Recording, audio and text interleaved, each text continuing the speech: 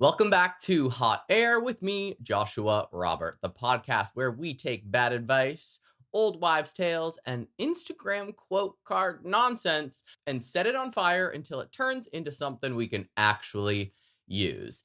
And today, we are tackling a very specific, special breed of garbage. Terrible gay dating advice. This was one of my most popular episodes. It was like maybe episode 4 or something. It was bad dating advice, 5 specifically, 5 terrible bad, 5 bad dating tips. And I flipped them on their head and made them into something constructive.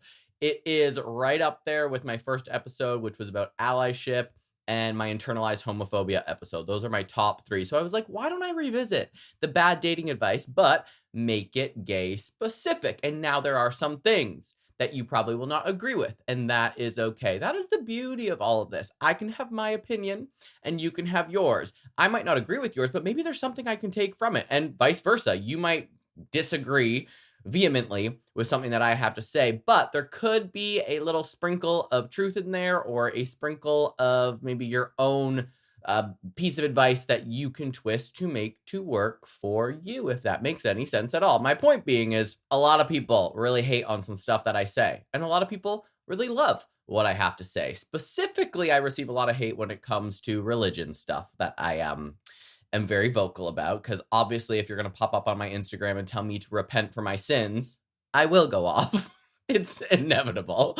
But I can also speak to somebody that loves Jesus, and I can take some information from that if it is a positive conversation, right? So anything here, you don't have to agree with it. Maybe you can kind of rework it to make it work for you, is basically what I'm trying to say. So again, we are getting into bad dating advice, but we're going to make it into some more positive, constructive tools. Like, it's the kind of advice that gets passed around at gay brunches after 2 bottomless mimosas, or something you're whispering about in the locker room like it's gospel, or posted on Grindr profiles like it is the 10 Commandments, speaking of religion. This is advice that's not just outdated, but it's rooted in trauma, stereotypes, and messy community psychology. And we know there's a lot of that in any community, but specifically, because I'm gay, I don't know if you knew that, we're going gay with it, right? So let's be clear. I say all of this with love for many people, because half of this advice didn't just come out of nowhere. It has roots, historical trauma, cultural trauma, and when you trace it back, you can see why it exists, but also why it's holding us back from actually finding love and connection and sanity. And some of this can even, I mean, you don't have to be gay. Some of it, yes, because I am going to talk about top, bottom, and verse situations. So that's not really going to apply to straight couples unless you're pegging your husband and you're a female, which also go for it. Live your dream, honey. I already lost my train of thought. What was I saying? Okay, what I was going to say is I'm also not pulling this out of my ass, right? I have done these things. I have experienced these things. I am working in therapy so that I can date better, more intentionally, more actively, and be very specific about what my dating goals are. So I'm not just like throwing this out there from no experience. If you've been following along from the beginning, the podcast started as a dating journey. It started from one situation that really threw me for a loop and made me dig deeper, which made me dig deeper in all aspects of life. So that's why we have such a wide variety, a wide range of topics on the pod. So all that being said, today I'm going to cover 5 of the worst gay dating tips that just need to be a little bit grounded, maybe burned and buried in the desert with your ex's old tank top, okay? Throw those shitty souvenirs out from your exes. Here's a few things that we are going to talk about. We'll discuss where these tips even come from, why they sound appealing, but secretly they fucking suck, how they're harmful to us as queer people, how to reframe them into something that is actually helpful and something that you can apply to your everyday dating life, and finally, the important part, how to put the better advice into action and just not even use that shitty old advice anymore. So, grab your iced coffee. I already had 2. I am hype. I don't know if you can tell. Get comfy. Maybe text your therapist to let them know that you're going to need an extra session this week, because we're going to go deep and you're probably going to want to talk about all of this stuff. All right, here we go. Are you ready? I'm ready. Let's hit it.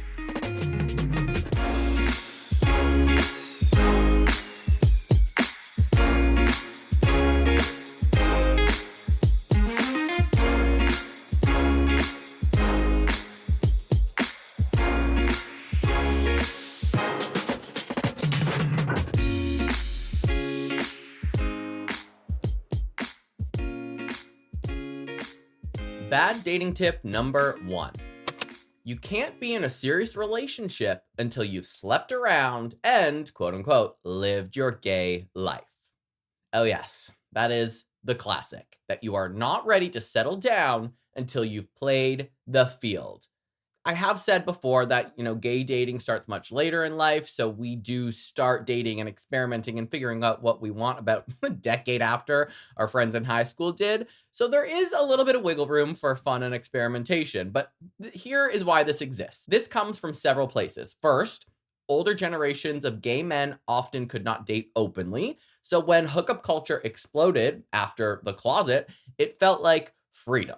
Sex was rebellion, exploration was survival, and for many, that was their way of reclaiming the years of lost youth. Makes total sense. We had to hide for a long time. Once we didn't really have to hide as much, we were out there banging. Second, media loves to glamorize the wild gay bachelor. Every show has a character who's about 35 years old, who's still partying, still saying relationships are for the straights. And though that kind of archetype, it sticks, and it has built an archetype for us to try and replicate. Third, it's protective. Friends might say to you because, I just realized I'm talking really fast. Third, breathe. It is protective. Friends might say this to you because they think that you'll regret settling down too soon.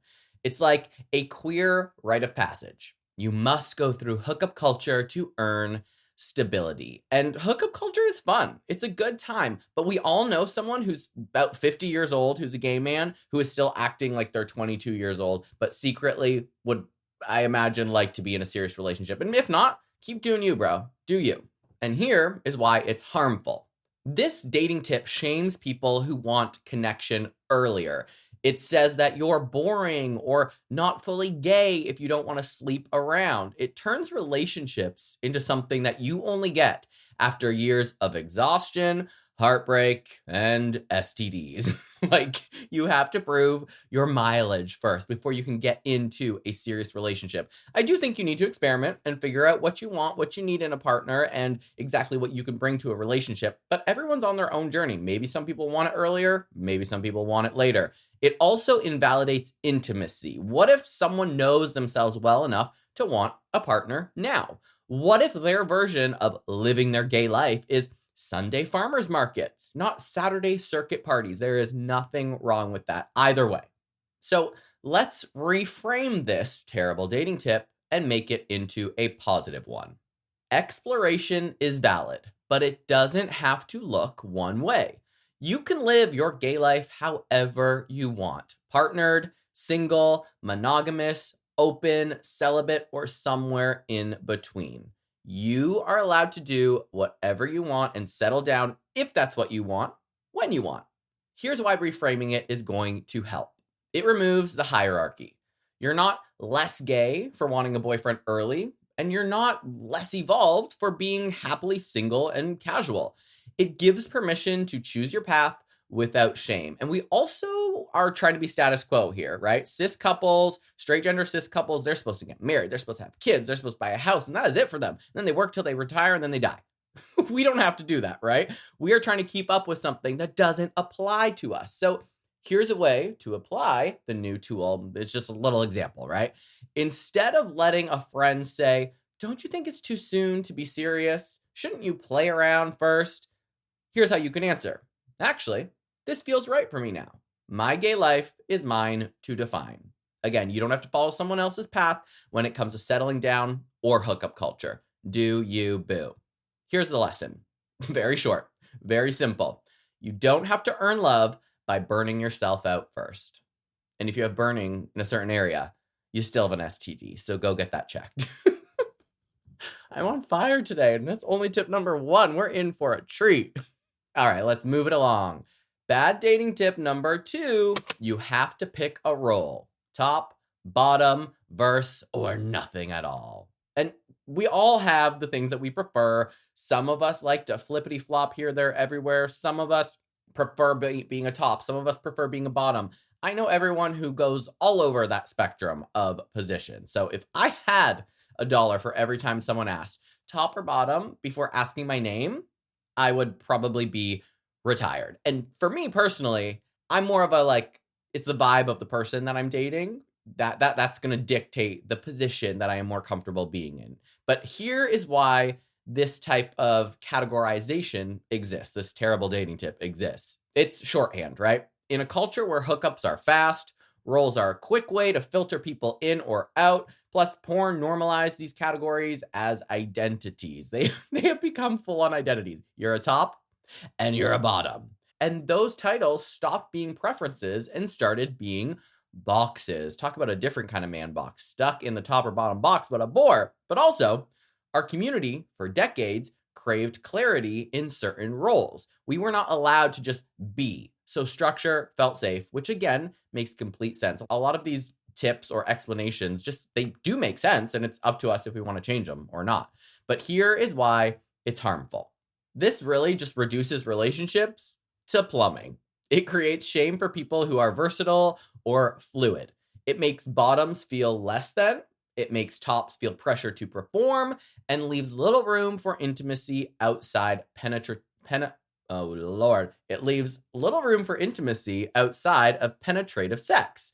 And it also erases queerness itself, which is about breaking binaries and not creating new ones. You don't have to be just one thing. Maybe one day you feel like bottoming and you bottom for 6 months, and then one day you're like, maybe I'll be a top today. Or maybe a side. Maybe you don't even want to have penetrative sex and you just want to go, what's that called? Someone said this, fapping. I didn't even know what fapping meant until the other day. Maybe you want to go fap with your neighbor. I don't know. And if you're a straight human, you can, I guess, Google fapping, but be careful what comes up. Here is how we're going to reframe this. Your role in bed isn't your role in life. Preferences exist, but they don't define your identity or your worth. Just like how we think bottoms are going to be super feminine. People are always surprised when I'm like, I'm not just solely a bottom, honey. Like, I will flippity flop and have a good time. I'm not just a bottom. Now the world knows. Congratulations. You're welcome. But people are always surprised because I'm not 6'2". I'm not jacked. I have limp ass, gay ass wrists, and I don't give a flying fuck that I should just be a bottom forever. No, I'm going to live the best of both worlds. Thank you very much. So let me say that reframe again. Your role in bed is not your role in life. Preferences exist, but they don't define your identity or your worth. Here is why reframing this helps. It puts sex back into context. You're a whole person with desires, moods, and emotions that can change. Defining yourself by a role limits connection. Like if I'm only a bottom, and maybe you don't feel like bottoming that day, but you do it anyway, that's not doing anything good for you, right? That's gonna probably make you not feel great. Maybe you don't feel like it that day, okay? And that is all right. Here is how to apply this new reframe. So instead of writing top only, no femmes on your profile, try I'm into XYZ, but also open to connection and seeing where chemistry takes us. I've seen a few of those and I really like that because it's open to interpretation. A lot of straight people will always be like, how do you know who's the top and the bottom? How do you know who's the husband and the wife? How do you know? Girl, I'm not trying to fit into your stereotype. I'm not trying to fit into the status quo of I'm the wife and I'm the husband. This is the person who puts the dick in. This is the person who receives it. That is not the way it works. And if it is, it's time for us to change it. So here's the takeaway, the lesson. Sexual flexibility is going to equal emotional freedom. You are not a role. You are a person. What you like one day might change the next day, and maybe you like a variety of things. Wink, wink, nudge, nudge. Here we go. Moving on. Bad dating tip number 3. Don't get too attached. Gay relationships never last.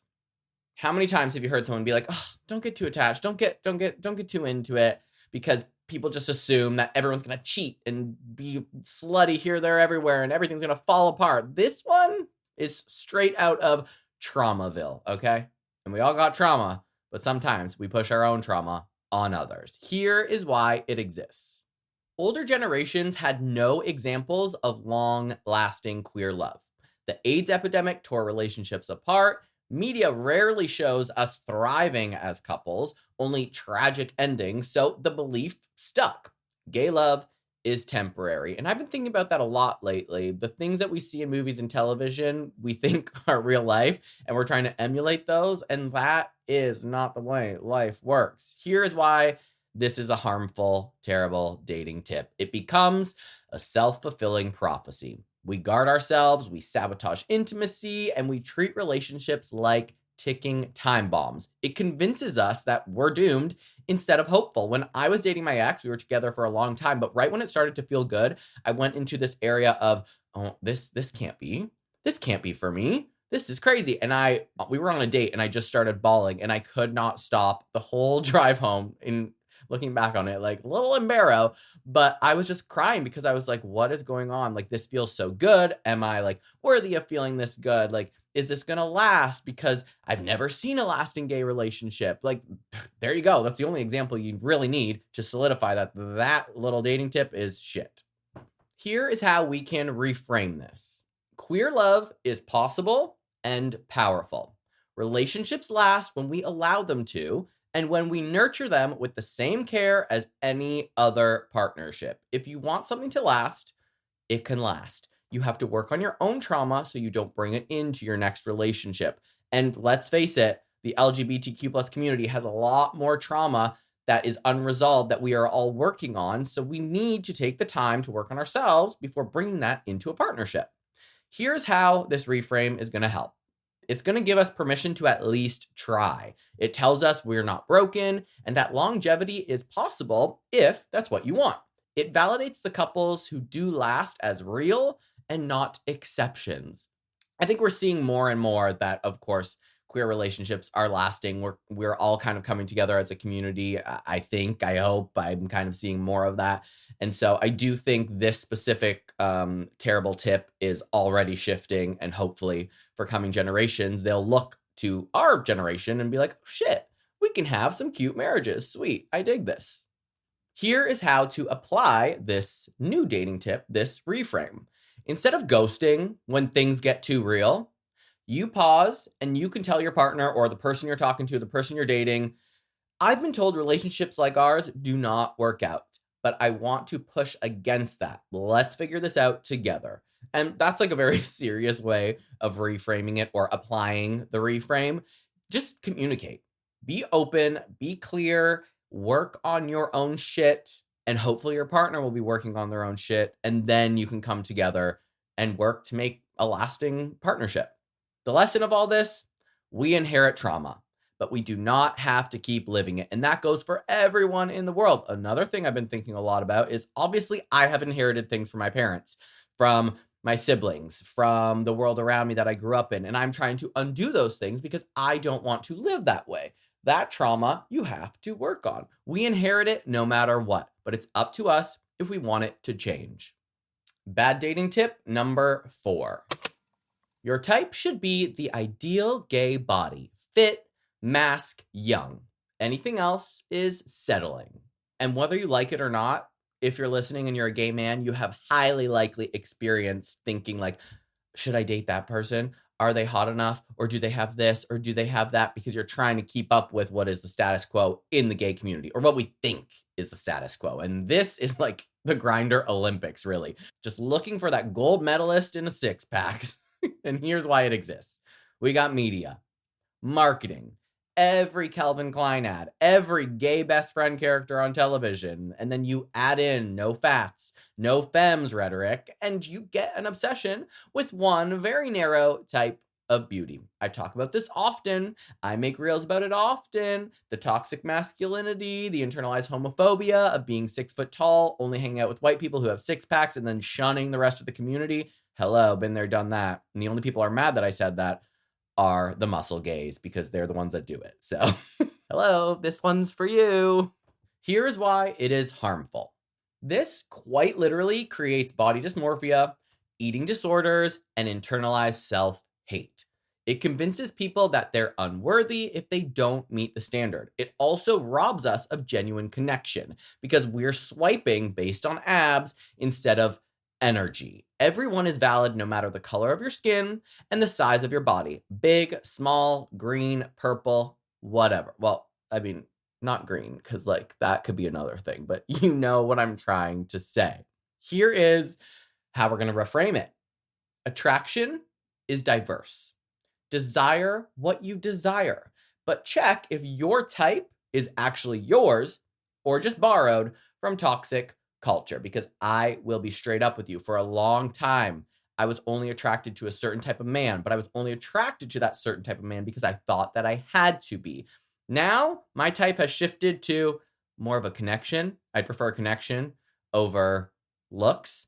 Looks are great, but like, as we know, those fade unless you're like me and have a Botox appointment shortly, then you'll be this way forever.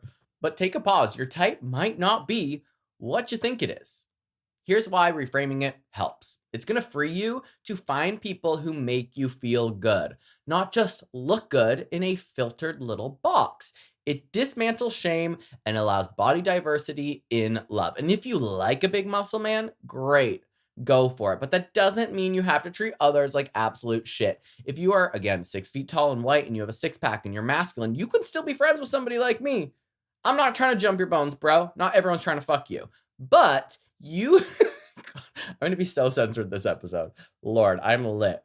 What I'm trying to say is just because you might be that image, that perfect godlike image that we fawn over, you can still be nice to the rest of us who don't look like you.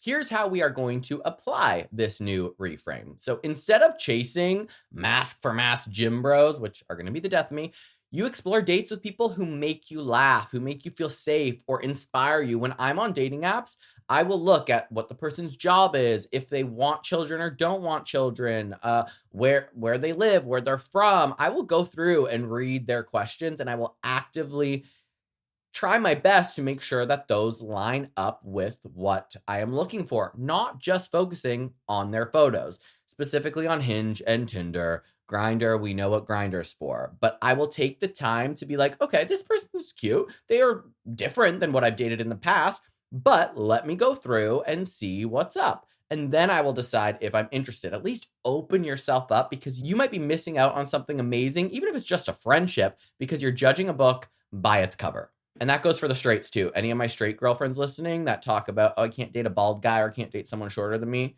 Girl, you're single. You're going to have to take what you can get, okay? And I don't mean take what you can get as in settle down, but that bald guy who might be 2 inches shorter than you might treat you better and love you harder and be your cheerleader and wingman for the rest of your life. And the guy down the street who's an athlete is just going to cheat on you. So here is the lesson. Love it. Short and sweet. Love doesn't have a six-pack. That's it. Love doesn't have a six-pack. Deal with it. And this brings us to our last bad dating tip. Tip number 5. You don't need boundaries. Open relationships are the only way gays work. And before I get into it, if you like open relationships, do you, boo. If you don't, also do you, boo. This one is so common and so misunderstood. Here is why it exists. Because non-monogamy is visible in queer spaces. Because straight monogamy was shoved down our throats for centuries. So rebelling feels liberating. For many couples, openness works beautifully, but it's not one size fits all. I still don't know if I could ever do an open relationship. I think I'd have to be extremely, extremely secure with the person I'm with before I do that. But here is why this bad dating tip is harmful. This is going to pressure people into dynamics that they are not ready for.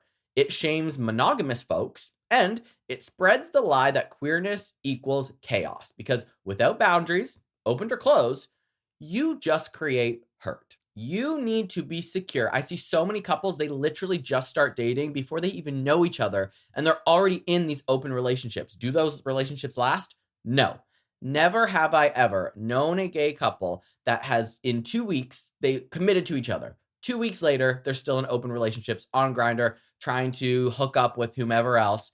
And they never last because they haven't built that foundation of trust. They don't have those boundaries. They don't actually know each other on a deeper level in which those hookups outside of the relationships are not going to affect their partnership at home. It takes time to build that foundation before you start jumping on Grindr and like hooking up all over town with whomever. I sounded a little judgy there. To each their own. But facts are facts, right? Here's how we can reframe this. Relationships come in many forms. What matters isn't monogamy or openness, it's clarity, consent, and boundaries. As long as you got your rule book and you are ready to respect that rule book, go for it. Here's why this reframe helps.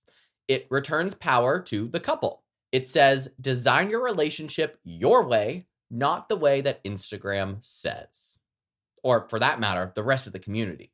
Do your relationship the way that you want it to be done, and whatever that means, if you're comfortable, you're good to go. Here's how to apply this example to your everyday life.